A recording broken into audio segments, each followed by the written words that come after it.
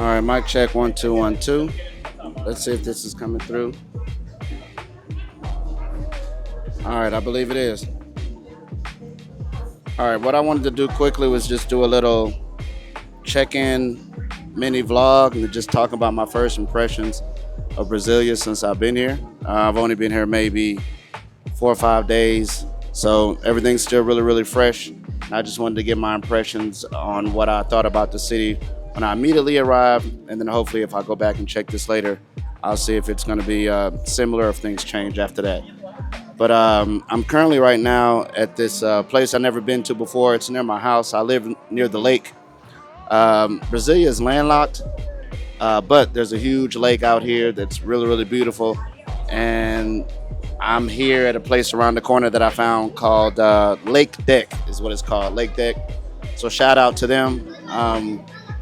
It's really beautiful. I think they're about to do some kind of big event out here this afternoon. So hopefully the background noise is not too distracting and you guys can hear me clearly. But even if it's not, you should be able to at least get the vibes of what's going on out here, which is going to lead into what I'm going to talk about today, which is Brazil is dope, man. Like, full disclosure, I've been here once before, but I almost don't count it because it was so long ago. I came to Rio in 2008 and I stayed for 2 weeks. So, it's 2025 now. That's damn near 20 years ago. I have to count it because that's the first time I actually left the country. That's the first time I actually got out of the United States and realized, like, wow, there's a lot of fly stuff going on outside the states. And I guess, as they say in the culture, that was the turnout. You know what I mean? That's what really got me hype about possibly figuring out a way to live overseas. I do remember that trip vividly. I was in my 20s. I was young. I was wilding out. This is right after the real estate crash. So I was doing real estate at the time. Had a pocket full of money and came to Rio and had a really good time. But that is completely different than the situation here. And even now, even me just wearing this necklace and stuff like that, I would never do that in Rio. It's a completely different culture there. So I guess I'll start here with that. I'll start with just the overall city culture that I'm starting to notice, at least on my initial days. And that's, it reminds me a lot of my hometown. I'm originally from Dallas, Texas. Texas in general is really big and spread out. So there's a lot of that same kind of energy here. Like you got to get in the car and walk around places. You're not going to just be able to go outside your house and just walk around and find stuff. Everything's spread out, and it's not as walkable as some of the other places I've lived. Ukraine, specifically Kyiv, and then also Russia, specifically St. Petersburg. Those are like extremely walkable cities. In St. Petersburg, for instance, I lived on this real famous street called Fontanka. I think that means fountain in Russia, but it's like, I guess, Fontanka Street or Fountain Street. It's like this huge river goes through the city. So I can come outside my house. There's like these the buildings almost look like castles. There's like red and yellow and blue and green, like real colorful old school buildings out there. And I can just walk the strip and I can go to a bar or I can go to, a restaurant. I can just find stuff on my own. Here it's, they have pockets like that, again, which reminds me of Dallas, and Deep Ellum's a good example of that. If you go to that specific area of the city, there's bars and stuff around there, but you're not going to walk to Deep Ellum. You know what I mean? So you're going to have to get in your car and drive 30, 40 minutes to get there. So it's similar here. I've been in specific pockets that are really cool, but coming from my house, you're not just going to come out and be able to walk around. So it's different from that. Even if you're in a quote-unquote center. When I went overseas for the first time, I started noticing that a lot of people reference their downtown is like their city center. Here, there's not really a city center like that.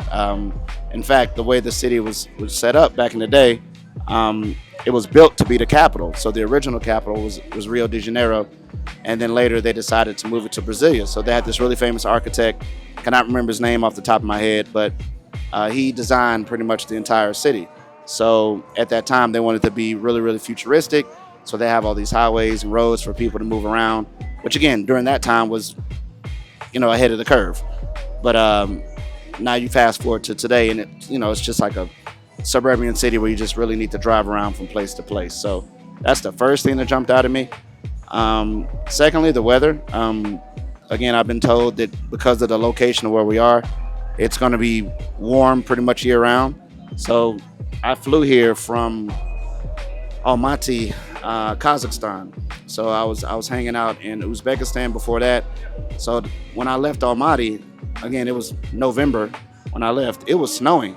So to go from that to, I wish y'all can see what I'm looking at now. There's some ladies putting on, um, you know, sunblock and whatnot because they about to jump on the jet skis and do some water activities. Again, we're in the middle of November, so due to the location obviously being below the equator, things flip here, and that's actually really awesome. So I've been able to keep all my winter clothes in the closet and I had to gear up on my shorts and all that other kind of stuff because you're not going to need that here. And I've been told it's going to be kind of like that year round is what's been told to me. Now, I've only been here a few days, so today is probably the hottest day since I've been here. And I think the high was 87. But right now I'm in the shade, and it's nice right now. So that's the second thing. Third thing I've noticed quickly are the people. The people have been fantastic. It's, again, completely different from Rio or Sao Paulo, where there's a lot of tourists and stuff that come in and out of there, especially Rio. There's no beach, like I said before, but the people that are here, these people work. A lot of them have government jobs and whatnot. They seem to be doing really, really well for themselves. I had a buddy of mine I hung out with a couple nights ago, stopped by his crib, which was ridiculous. Thank you, brother.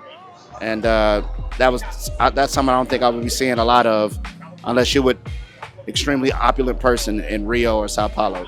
Here, I think it's more of there's a lot of families and people just going to work and doing that sort of thing. It's not like a party time where you come out here and wild out. I'm sure they have places where you can do that, but the city as a whole and the people that I've met so far, that's not really the vibe. Everyone seems to be well-to-do. Like I said, a lot of government workers. I can tell there's some money out here. Big mix of people too. A lot of fair-skinned folks, I'll be honest. I've heard in other cities like Salvador, you see a lot more Afro-Colombians, but I've also seen way more mixing here, especially compared to any other places I've been recently. I've seen some Asian, Japanese-looking Brazilians. I've seen people from Spain. There's a guy I met from Ukraine out here. There's a Russian dude I met out here. This dude that works for the German embassy. There's people from all over the place. And then Brazilians themselves, depending on their descent, they mix with all kinds of stuff. So that's been really dope. Even for me, being able to get here and not have people. Hold on, my boy going ham on his jet ski. He turning up like it's a Tuesday. Even for me, when I was in Russia or Ukraine or Kazakhstan, places like that specifically, I'd get stared at because it was obvious I wasn't one of them. China too, in certain places. In China, they don't even call you a tourist; they call you a foreigner, which lets you know how different you are than the people out there. So when I got here, my hair was out. I was kind of froed out. I had my braids out, and people were running up on me. Oh, Marcelo, Marcelo, Marcelo. I had to Google this dude because I didn't know who he was. I heard it so much, and if I find a picture, I'll try to throw it up. And I saw the photo. I was like, okay, yeah, I can see why they keep calling me this guy's name. But apparently, he's a Brazilian dude as well. Super famous guy. When I looked him up, this dude's like hella famous. But to go back to my original point, I don't, no one's like staring or trying to take pictures or any of that kind of weird stuff. It's just, in fact, most people walk up to me and they speak Portuguese. They assume I'm one of them. And that's been really, really cool. That's the first time I felt that way since I was back home. In the States, everyone speaks English, and, we're very mixed with a lot of people that are there.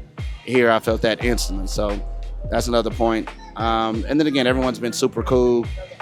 It goes without saying, people here are beautiful, probably the most beautiful people in the world. Men and women. The chicks, I'll do another video about that. I've seen so much crazy work out here. Even now on this deck, it's. I got my camera out. They glanced over a couple times. It's ridiculous, but they nice. They friendly. Not a lot of English. Obviously, Portuguese is the dominant language here, so I got to brush up on that. But the ones I've hung out with and talked to so far, that hasn't really been like a huge, turn off. It can make things a bit difficult, but I'm gonna have to brush up on it. But no, they're gorgeous, and I know now why they call it a BBL because they got the naturals out here. There's no, I haven't seen a lot of wacky surgery looking chicks. It's just naturally bad. You know what I mean? So that's been cool. And then again, down to earth, everyone's been extremely helpful. and the pace, like things slow down here. No one's like in a huge rush. Like in China, there's a certain, it's kind of hard to explain, but there's a certain speed how things work and things move like really, really fast. And here I kind of had to, I was always, up and ready to go, even with work. Like I'm moving at a certain pace, and I'm like, look, man, relax. It's okay. If you don't have it now, you can give it to me later. You can give it to me. Like I really, really enjoy that. It's a very chilled environment where you don't feel like you're constantly being barraged to being pushed like you have to do all this extra stuff. I don't feel that nervousness or that energy where you feel anxious or any of that. It's really really put me at ease. It's been fantastic. Other than that, those are the first things that I can think of that jump out. So far, I've been loving it. I met some people a few days ago at a football event. A coworker of mine plays in this football club. He invited me out. They were playing soccer and stuff, and I met a lot of these people that work for these government positions and whatnot. Majority of the expats I met, they ask you that immediately, like, "Oh, you're a diplomat, or you work with the government, or you in education." So it's usually people are doing something teaching related, or they work with the government. Majority of people I met so far, at least. Wow, there's sailboats and stuff out here too. This is crazy. So anyway, I'm gonna get back to my Saturday, but just early impressions have been great. Again, it's a good middle ground of not crazy like Rio whatsoever or South Hollow. I haven't been there, but I'm sure it's not on that level. It's way more chill, but you can obviously find things to get into. Once you know where to go, it's obvious that you can have a pretty good time here. So I'm going to go ahead and sign off. I usually say peace, but since I'm in Brazil now, I'm going to go ahead and say ciao, and I'll let y'all later. Ciao.